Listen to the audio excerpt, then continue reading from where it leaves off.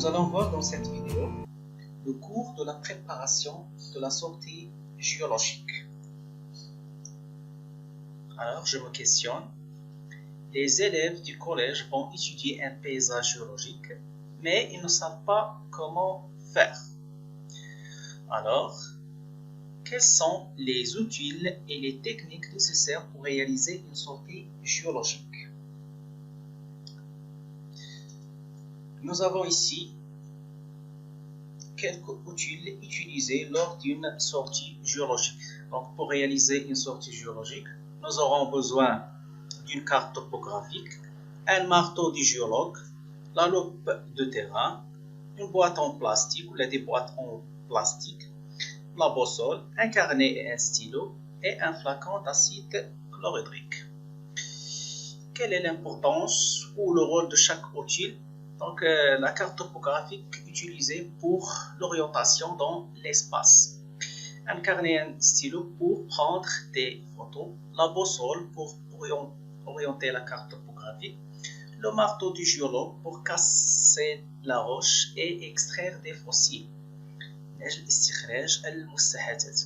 La loupe de terrain pour faire des observations de détail sur le terrain.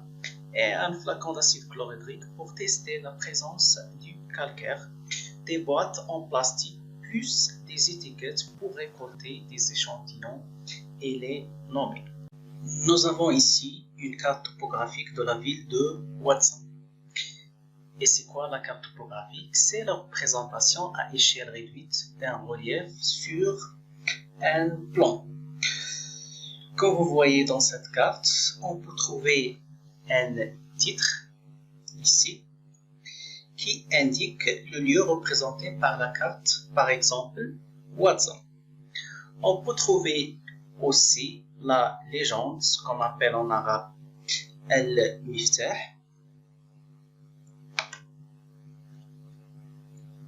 comme vous voyez ici, qui explique des signes présents sur la carte. Par exemple, Tariqa ici, la route principale, le chemin de fer, etc.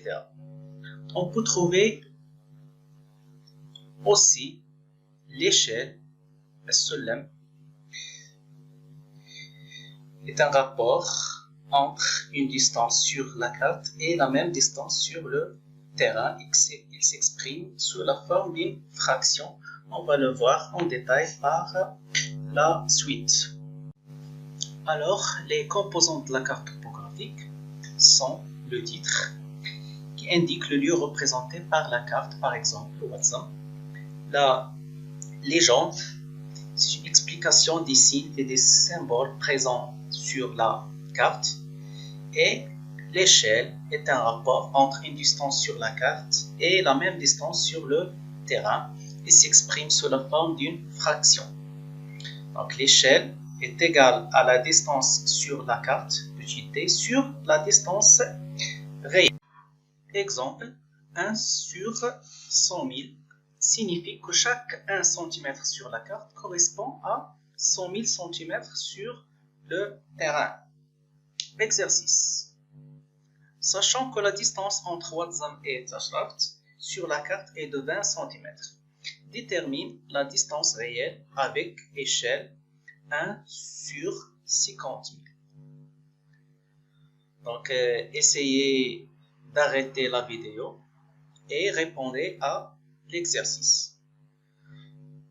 Donc, on a 1 cm correspond à 50 000 cm. Alors, 20 cm correspond à x. C'est la règle en 3 que vous connaissez. Donc, x est égal à 20 cm fois 50 000 cm sur 1 cm. Donc, x est égal à 10 km. C'est-à-dire, la distance réelle entre Ouadza et Tashraft est 10 km. Toujours avec les composants de la carte topographique, on peut trouver aussi les coordonnées.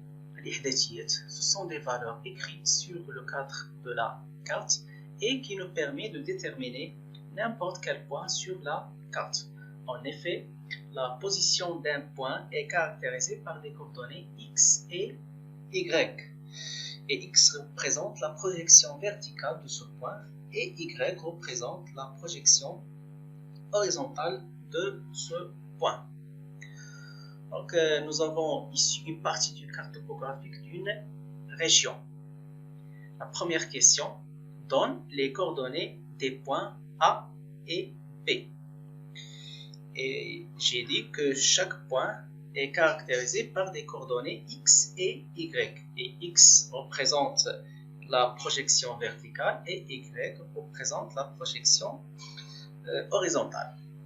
Donc, le point A, si je fais une projection horizontale, je trouve 122. Et si je fais une projection verticale, je trouve 312. Donc, x est égal à 312, c'est la projection verticale, et y, la projection horizontale, 122. Même chose pour le point B.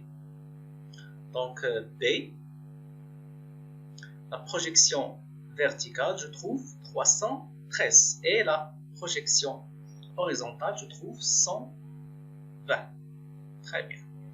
On passe maintenant à la deuxième question. Place sur la carte les points dont les coordonnées sont. Donc, le point G, les coordonnées de ce point, x est égal à 311 et y est égal à 121. Donc, je cherche les coordonnées du point G.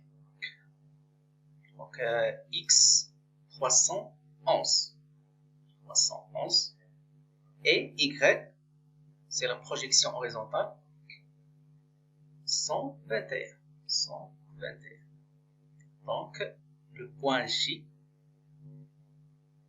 ici. Même chose pour le point H.